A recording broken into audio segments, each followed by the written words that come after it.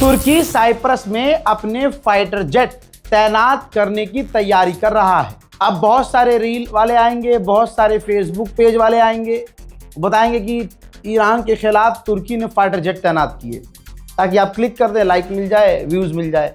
तो पहले ही मैं क्लियर कर देता हूं, तुर्की ईरान के खिलाफ साइप्रस में फाइटर जेट तैनात नहीं करेगा। जरा इस मैप को देखिए, साइप्रस का दो टुकड़ा है, एक टुकड़ा साइप्रस का है और उसके आधे हिस्से पर तुर्की का कब्जा है। ये जो पीले रंग का आप हिस्सा देख रहे हैं, ये पीले रंग का जो हिस्सा है, ये साइप्रस का वो हिस्सा है जिस पर तुर्की का कब्जा है। और ये लाल जो आप दो निशान देख रहे हैं, लाल वाले एरिया, ये ब्रिटेन का बेस है साइप्रस के अंदर। और ये जो हरा लाइन आप देख रहे हैं, ग्रीन लाइन जो खींची हुई है, ये यूएन की इंटरनेशनल लाइन है, ताकि दोनों के बीच में भिड़ंत ना हो। तो डिवाइड यूएन ने कर दिया कि भाई अपने अपने हिस्से में रहो। अब क्योंकि साइप्रस के अंदर ब्रिटेन का बेस है और साइप्रस में इस वक्त दुनिया भर के हथियार लादे जा रहे हैं ब्रिटेन के बेस को बचाने के लिए। जैसे यूरोप के कई सारे देशों ने अपने फाइटर जेट, अपना एयरक्राफ्ट कैरियर, अपने युद्धपोत सब भेजे हैं, ताकि यहाँ पर ईरान के ड्रोन हमला ना कर सके। अब जब इतनी तैनाती तुर्की ने देखी कि हमारे दूसरे इलाके के बिल्कुल करीब जो है पूरा यूरोप तैनात हो रहा है, तो तुर्की को थोड़ा सिक्योरिटी कंसर्न हुआ। तो अब तुर्की ने अपने इलाके में, जो साइप्रस का इलाका तुर्की के हाथ में है, वहां पर फाइटर जेट तैनात करने का प्लान किया है। पाकिस्तान ईरान को धमकी दे चुका है, वार्न कर चुका है इस ईरान और इजराइल की जंग में।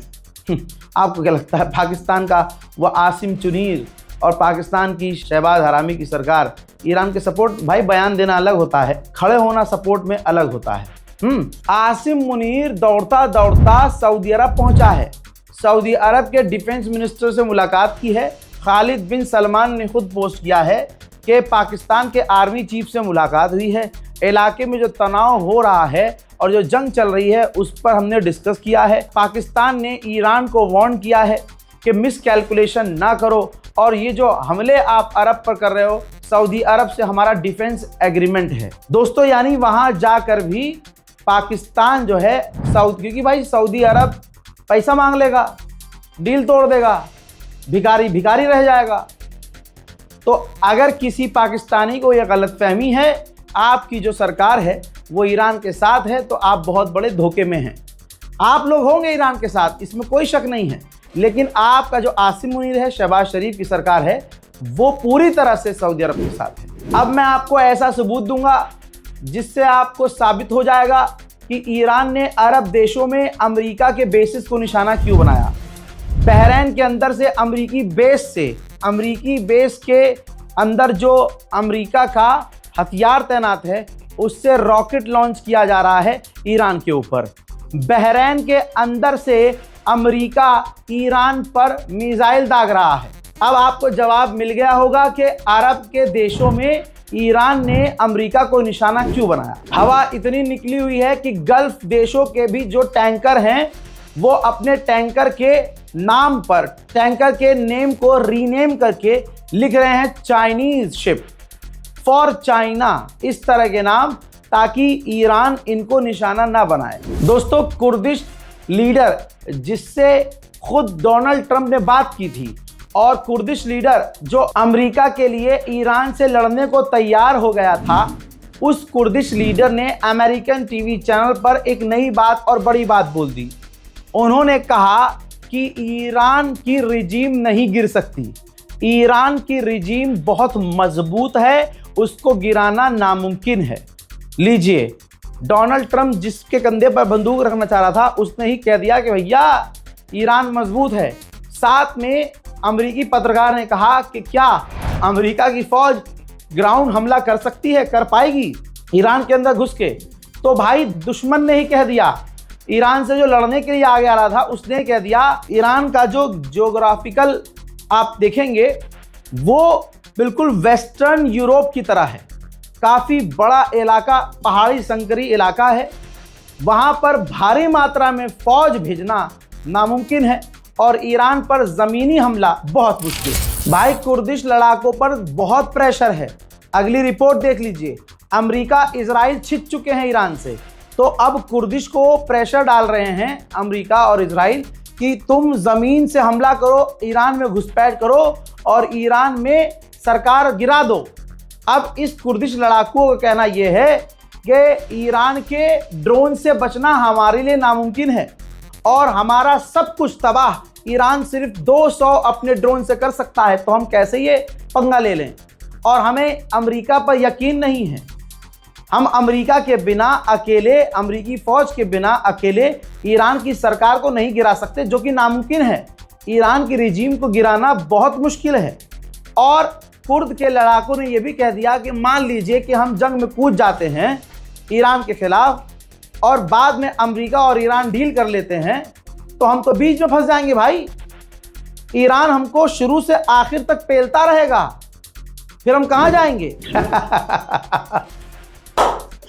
ट्रंप का चेहरा आप देख चुके हैं, सूजा हुआ है, उतरा हुआ है। ट्रंप की कैबिनेट में लोग एक दूसरे से लड़ रहे हैं कि यार ये क्या हो गया, एक दूसरे पर गलती डाल रहे हैं। अब ईरान के राष्ट्रपति ने गेम खेला और अरब देशों से माफी मांगी, ठीक। और मैं उसको सबसे पहले बता चुका था, क्योंकि गोदी मीडिया भी इसको तोड़ मड़ोड़ करता, क्योंकि कहीं ना कहीं इनको अपने बाप की तारीफ करनी है। और उधर डोनाल्ड ट्रंप सबसे बड़ा मैनिपुलेटर, भाई वो दूसरों का क्रेडिट खुद खाता है, उसको भाई साहब सारे दुनिया के अवार्ड चाहिए। तो उसने ये लिखा, पोस्ट किया कि ये हजारों साल में पहली बार हुआ कि ईरान घुटनों पे आ गया, ईरान ने अरब साथियों से, देशों से माफ़ी मांगी। 1000 साल में ये पहली बार हुआ है और अमेरिका और इजराइल की वजह से ये हुआ है, हमारी वजह से ये हुआ है, हमने जो इन पर बड़े हमले किए हैं, वरना ईरान कभी माफ़ी नहीं मांगता। आज ईरान खत्म हो चुका है, टूट चुका है, घुटनों पर आ चुका है, ऐलान हो चुका है, फलान हो चुका है, ये है वो है, सब लिख दिया इसने है, और हमारी जीत हो गई है। अच्छा, अपने ही ट्वीट में फंस गया। अगर इनकी जीत हो गई है तो अगली लाइन में इसने ये क्यों कहा कि हम ईरान पर और बड़े हमले करेंगे। अगर इसकी जीत हो गई अगर बेचारे की जीत हो गई है, बेचारे की, बेचारा ही है, उतावला है, मतलब कुछ भी कर देता है, बाद फंस जाता है। अगर जीत हो गई है तो फिर कुर्द से भीख क्यों मांग रहा है अमेरिका की, भाई लड़ लो लड़ लो लड़ लो लड़ लो लड़ लो लड़ लो, हमला कर दो। अगर इनकी जीत हो गई है तो फिर भाई फिर हमला क्यों कर रहे हो ईरान पर। अगर जीत हो गई है तो मामला ही निमट गया। जीत कैसे हो गई है, तुम्हारा गोल तो ईरान की रिजीम गिराना था, ईरान की सरकार को गिराना था। 3 दिन पहले कह रहे थे सुप्रीम लीडर मैं चुनूंगा, इसी चूरन ने पोस्ट किया था कि सुप्रीम लीडर मैं चुनूंगा। ईरान ने गीला जूता उठा के डोनाल्ड ट्रंप के मुंह पर चिपका दिया। क्या अबे तू तो न्यूयॉर्क का मेयर नहीं चुन सकता खुद अमेरिका में, तो ईरान का सुप्रीम लीडर चुनेगा। हजरात, ये बेचारे जिल्लत वाली जिंदगी जी रहे हैं, ठीक है। इज्जत की मौत लेने वाला इज्जत की मौत ले चुका है, वो भागा नहीं, घबराया नहीं। प्रोपेगेंडा सालों से क्या चलता था कि सुप्रीम लीडर को बनाया निशाना, सुप्रीम लीडर ने अपने पैसे ट्रांसफर कर दिए विदेश और भाग गए Russia. Supreme leader underground, supreme leader base में, सुप्रीम लीडर यहाँ, सुप्रीम लीडर वहाँ। हजरात हजरात हजरात, बहुत बुरी तरह से अमेरिका और अरब ठोका गया है। और जिस पर ये कह रहे हैं कि पेजेश्कियान ने माफ़ी मांगी है, उसी ट्वीट में, उसी वीडियो में पेजेश्कियान ने यह भी तो कहा था कि अगर हम हमला नहीं करेंगे अरबों पर, अगर वहां से हम पर हमला नहीं हुआ तो हम भी हमला नहीं करेंगे। और अभी इसी वीडियो में दिखाया मैंने आपको कि दूसरे अरब के जगहों से, अरब की ज़मीन से अमेरिका ने ईरान पर मिसाइलें दागी। यूके ने ऐलान कर दिया कि अमेरिका हमारे बेस का इस्तेमाल कर रहा है अपने डिफेंस के लिए, यानी ब्रिटेन के भी एयरबेस और बेस का इस्तेमाल अमेरिका ईरान पर हमला करने के लिए कर रहा है। अब ईरान घुटने पे आ गया है डोनाल्ड ट्रंप के ख्वाबों में, तो ठीक है, अगर घुटने पे आ गया है तो इतनी बड़ी धमकी कैसे दे दी कि कोई भी अमेरिका का जहाज गल्फ में आया तो उसे डुबा देंगे। सबसे बड़ा अपडेट यह है कि अगर ईरान हार गया तो अरब देश अपना पेट्रोलियम बंद क्यों कर रहे हैं। कुवैत की सबसे बड़ी पेट्रोलियम कंपनी ने काम बंद कर दिया है, क्योंकि सबको पता है कि ट्रंप पर भरोसा नहीं करना है, ईरान छेदेगा। बहरीन में, कतर में ईरान ने जो अमेरिका के बेस और रडार तबाह किए हैं, जिसको अमेरिका कह रहा है कि हम बहुत जल्द रिप्लेस करेंगे, वो जल्दी पता है कितने दिनों में होगा, 1 साल। 1 साल से ज्यादा लगेगा अरब के अंदर ईरान ने जो अमेरिका के बेस और रडार तबाह किए हैं उनको ठीक करने में। और ट्रम्प कह के चला गया हम तो जीत गए जी, हम तो जीत गए। अरे बहुत मारेगा ईरान। ईरान के फॉरेन मिनिस्टर के स्पोक पर्सन ने ईरान एयर की पोस्ट को रीपोस्ट करते हुए लिखा है कि ईरान के सिविलियंस एयरक्राफ्ट को अमेरिका इजराइल निशाना बना रहे हैं। ये निंदनीय है। सिविलियंस इंफ्रास्ट्रक्चर को अमेरिका ईरान में नुकसान पहुंचा रहा है जो इंटरनेशनल लॉ का उल्लंघन है। भाई साहब सेंटॉम ने बताया है कि बहरीन, यूके और ब्रिटेन और अमेरिका ने मिलकर ये फैसला किया है कि साथ काम करेंगे। वो तो दुनिया देख रही है कि सारा अरब, सारी दुनिया एक साथ थी ईरान के खिलाफ, लेकिन ईरान ने जो बम्बू किया है मुंह से बाहर आ गया है। उधर भाई साहब जंग में पूरी तरह से ब्रिटेन कूद गया है। ब्रिटेन, जी हाँ, ब्रिटेन ने मिडिल ईस्ट में अपना एयरक्राफ्ट करियर भेजना शुरू कर दिया है। रात के अंधेरों में इराक के बेस पर बम्बारियां, जो अमेरिकी बेस है वहां बम्बारियां मैंने दिखाई थी। अब दिन के उजाले में तस्वीर देख लीजिए।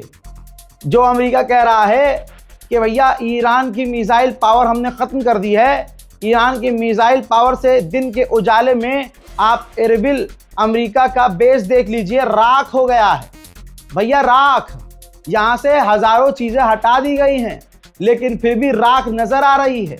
बताइए ईरान जीता या अमेरिका? इसी रिपोर्ट में मैंने क्या बताया, ट्रम्प क्या भौंक के गया हम जीत गए और ईरान ने माफी मांग ली। ठीक है, ईरान की माफी को सीरियस ईरान की माफी को सीरियस मत लेना। ईरान ने अब कहा है कि हम अमेरिका के अटैक को पढ़ रहे हैं, समझ रहे हैं। और अगर हमने देखा कि हमारे नए नए इलाके को अमेरिका ने निशाना बनाया नई जगहों से, तो हम भी अब वहां हमला करेंगे जहां अभी तक हमने हमला नहीं किया। इन्होंने माफी मांग ली, अजय मूत मांग ली मेरी। हजरात पूरी दुनिया में आप देखिएगा कि ईरान के साथ ना कोई खड़ा था ना कोई खड़ा है, लेकिन एक दिन दुनिया ईरान ही करेगी, क्योंकि ईरान मासूम था। ईरान ने ये जंग नहीं शुरू की। ईरान कह रहा था हम जंग नहीं करेंगे। ईरान ने पहला हमला नहीं किया। ईरान बातचीत कर रहा था, धोखे से पीठ में छुरा भोंका गया। अब स्पेन की पार्लियामेंट में स्पेन ने जिगरा दिखाया है कि कोई मुस्लिम देश क्या खड़ा हुआ। मुसलमान, भारत के मुसलमानों जैसा हाल है पूरी दुनिया के मुसलमानों का और मुस्लिम देशों का। भारत का मुसलमान दूसरे मुसलमान के साथ खड़ा नहीं होता। ताकत अपनी आपस में दिखा देंगे। एक मुसलमान को मारने के लिए दम दिखाएगा, दूसरे लोग खड़े होते हैं। स्पेन ने अमेरिका और इजराइल के हमलों की निंदा की, अपना एयर स्पेस और जमीन अमेरिका से छीन लिया कि हम नहीं देंगे हमला करने के लिए।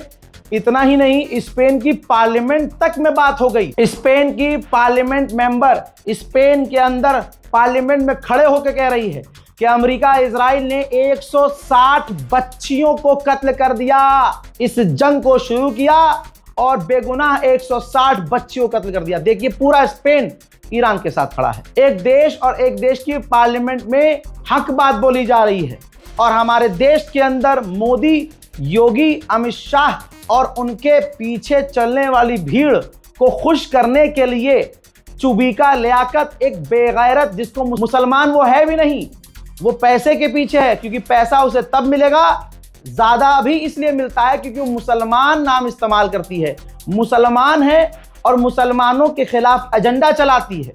मुसलमानों को शर्म आनी चाहिए भारत के अंदर कि तुम खामोश कैसे बैठे हो, कि तुम चुबीका लियाकत जैसी बेगैरत पत्रकार के खिलाफ आवाज नहीं उठाते। वो पता है क्या कह रही है? जब उससे कहा जा रहा है, कोई भी बात की जा रही है, उससे कहा जा रहा है कि 160 बच्चियों को ईरान में कत्ल कर दिया अमेरिका इजराइल ने, तो पता है क्या कह रही है? कह रही है कि खामनाई ऐसा था, खामनाई वैसा था, खामनाई ने ये किया। खामनाई ने आज तक हमारे भारत माता के खिलाफ एक जुमला नहीं बोला, बल्कि हमेशा भारत का साथ दिया।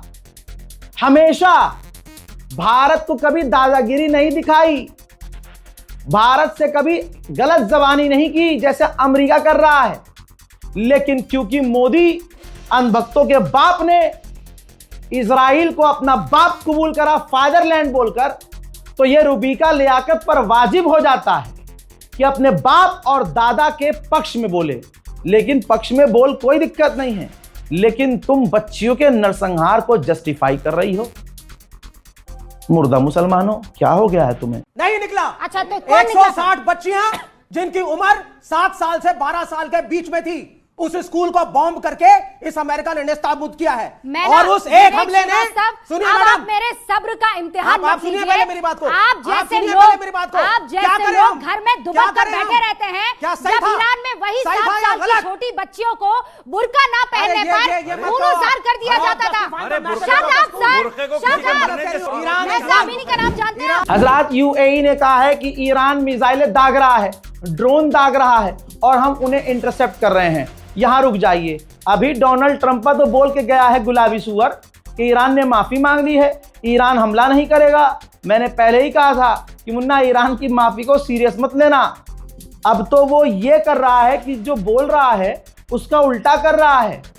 मुन्ना, तुम्हारी सारी जो क्रोनोलॉजी है ईरान निकाल रहा है। मेरे दोस्तों, इस रिपोर्ट को शेयर कीजिए, इंतजार कीजिए मेरे अगली अपडेट का। अगर आप हमारे यूट्यूब चैनल पर ये वीडियो देख रहे हैं या किसी फैन पेज पर ये वीडियो देख रहे हैं तो जानकारी के लिए बता दूं, ये मेरे 3 चैनल और हैं। इजराइल से सीधा पंगा चल रहा है रजाग्राफी का। कब चैनल गायब हो, कब मैं गायब हो जाऊं कुछ नहीं पता भाई, कुछ नहीं पता। प्रेशर गलत भी आ रहा है मेरे पे। ये मत दिखाओ, ये मत बोलो और ऐसा मत बोलो और वैसा मत करो और ये वीडियो मत दिखाओ, लेकिन मैं दिखाऊंगा। तो ये तीनों चैनल आप सब्सक्राइब कर लीजिएगा ताकि आप मुझे न खोएं, न मैं आपको खोऊं। जय हिंद।